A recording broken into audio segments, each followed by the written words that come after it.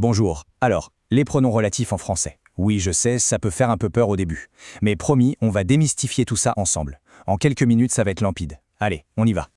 Bon, la question de base, c'est comment on fait pour ne pas se répéter tout le temps et pour que nos phrases sonnent un peu plus français, plus élégantes.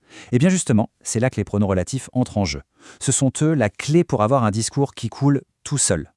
En gros, c'est simple. Pensez-y comme des agrafes linguistiques. Ils servent à attacher deux idées ensemble en remplaçant un mot qui se répète.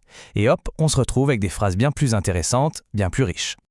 Alors, voilà le programme, on va se pencher sur chaque pronom, un par un, on va voir les règles, des exemples super simples.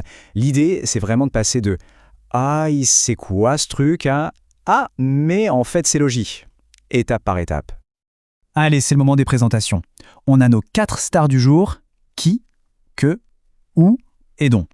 Chacun a son job, son rôle bien à lui. On va voir tout de suite qui fait quoi. Ok, ce tableau, c'est un peu notre boussole. En gros, qui pour celui qui fait l'action, que pour celui qui l'a subi, ou facile, c'est pour le lieu ou le moment, et dont, lui, c'est le spécialiste du mot de. Gardons ça en tête, c'est la base de tout. Bon, à cette théorie, on y va. On commence avec le premier, le plus connu peut-être, qui. Lui, son travail, c'est d'être le sujet. Alors là, attention, c'est la règle d'or pour qui.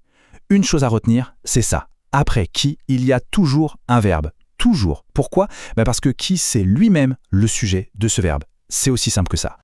Prenons un exemple concret. On a 2 phrases. J'ai une amie et elle vient du Japon. Le mot qui se répète, c'est une amie qui devient elle dans la deuxième phrase. Et elle, c'est le sujet, non. Donc on prend ce sujet, on le remplace par qui, et voilà. J'ai une amie qui vient du Japon. C'est fluide, c'est propre. Facile, hein ? Ok, maintenant qu'on a vu qui, passons à son cousin, que. Si qui s'occupe du sujet, que lui s'occupe de l'objet direct. Et là, c'est toute la différence. Puisque que remplace l'objet, la petite phrase qui le suit, elle, a besoin de son propre sujet. La structure est donc complètement inversée par rapport à qui. C'est vraiment le point clé à comprendre. Regardons ça. Il a acheté un canapé. Et deuxième phrase, je trouve ce canapé très confortable. Dans cette deuxième phrase, qui est le sujet ? C'est je.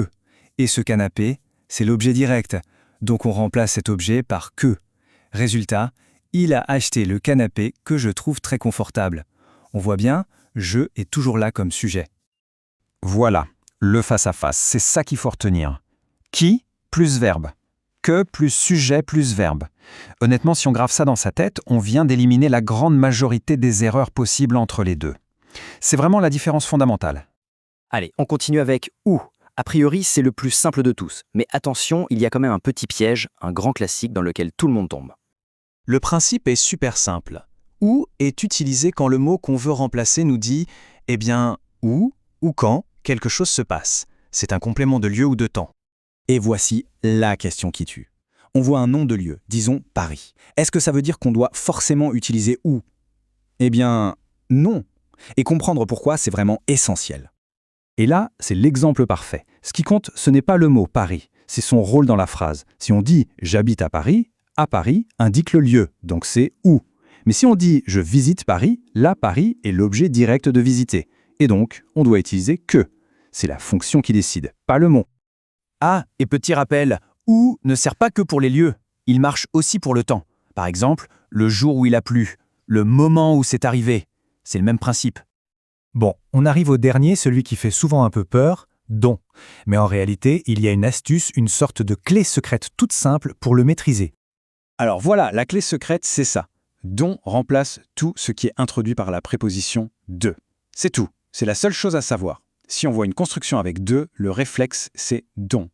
Regardons comment ça marche. Phrase de départ. Elle a acheté le frigo et elle a besoin du frigo. Le verbe, c'est avoir besoin de. On l'a, notre de.